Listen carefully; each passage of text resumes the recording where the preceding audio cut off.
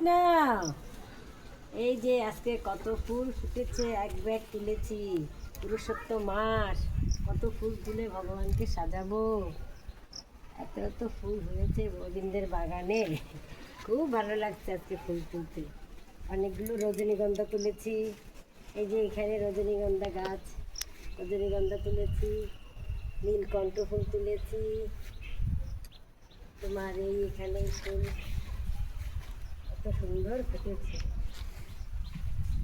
কত তুলসী বাগানে ভর্তি, তাই ভগবানের জন্য এই তুলসী চয়ন করে নিয়ে পুরুষোত্তম মাস মালা গেঁথে ভগবানকে দেব, তাই না? কত সুন্দর ফুল ফুটেছে। এখানে আরও ফুল গাছ আছে।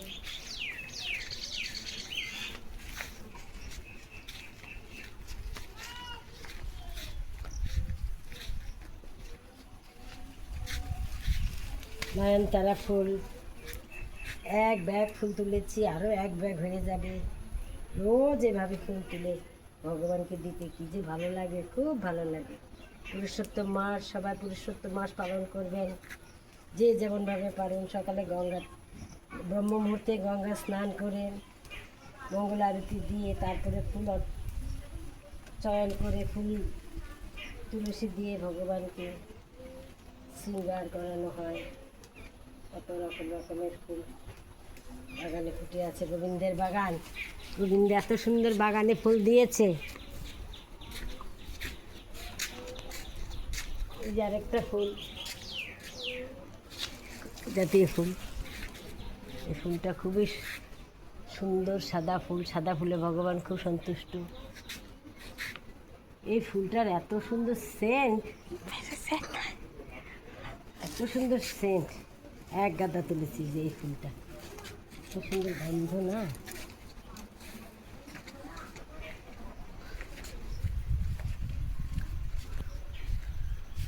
কত সুন্দর হয়েছে।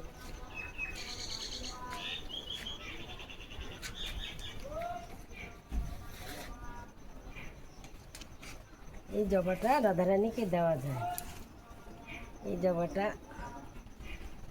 জগদ্ধাত্রী মার জন্য পাশের বাড়িতে পাঠিয়ে দেই। কত ফুল ফুটে রয়েছে, তা জগদ্ধাত্রী মায়ের জন্য এই ফুলটা পাঠিয়ে দিই। গোবিন্দের তো এই ফুল দেওয়া যায় না।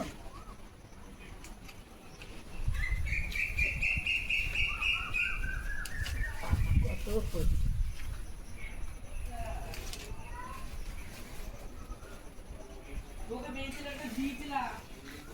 যে এদিকে আবার গোলাপ, এদিকে কাঞ্চন ফুল।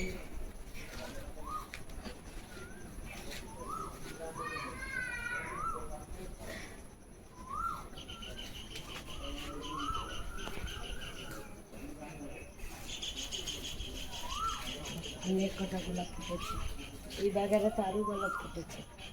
এই যে গোলাপ,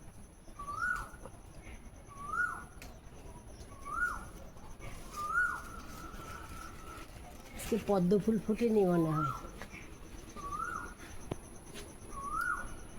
কদিন তো অনেক পদ্ম ফুল ফুটেছিল। প্রথম দিন পুরুষোত্তম মাসের প্রথম দিন অনেক পদ্ম, জলপদ্ম, স্থলপদ্ম দিয়ে গোবিন্দকে সাজিয়েছি।